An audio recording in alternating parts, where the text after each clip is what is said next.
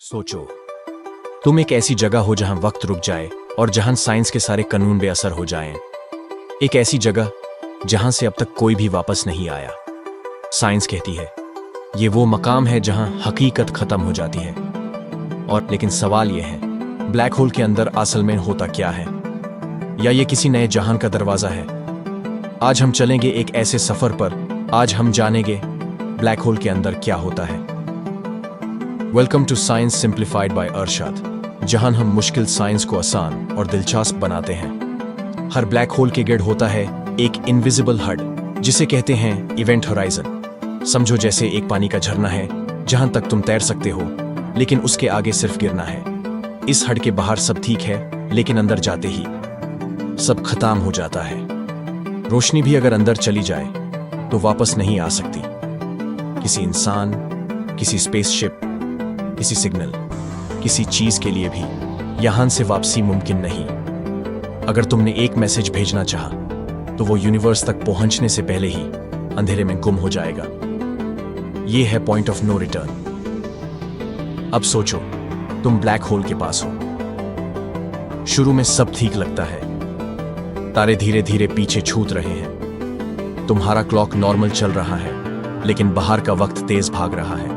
जैसे जैसे तुम करीब जाते हो, ग्रेविटी का असर बढ़ता जाता है। फिर एक पल आता है जब तुम बिल्कुल बच नहीं सकते।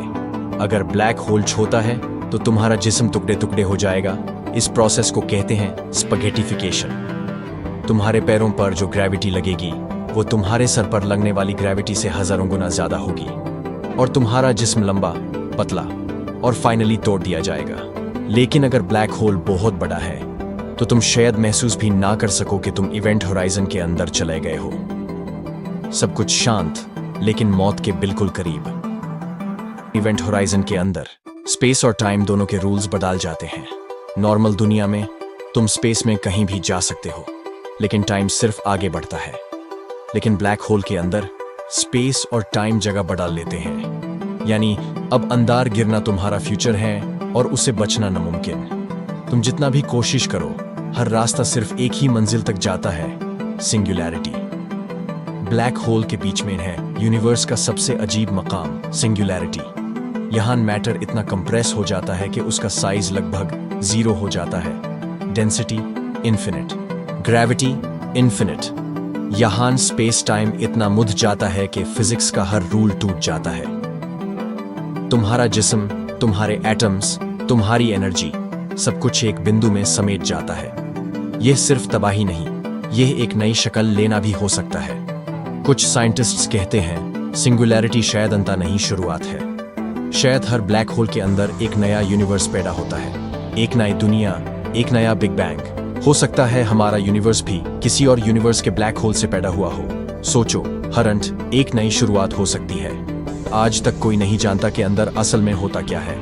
आइंस्टाइन की रिलेटिविटी हमें बताती है कि ग्रेविटी कैसे काम करती है, लेकिन सिंगुलैरिटी के अंदर वो थ्योरी फेल हो जाती है।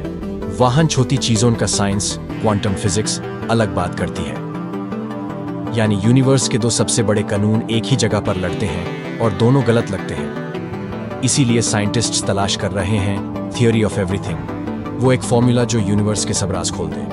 तब तक ब्लैक होल के अंदर क्या होता है, यह राज बरकरार रहेगा। तो आखिर ब्लैक होल के अंदर होता क्या है? तबाही या एक नई पैदाइश? शायद दोनों। अंधेरे के उस समुंदर में शायद जिंदगी का असल राज छुपा है। यहां वक्त खत्म होता है,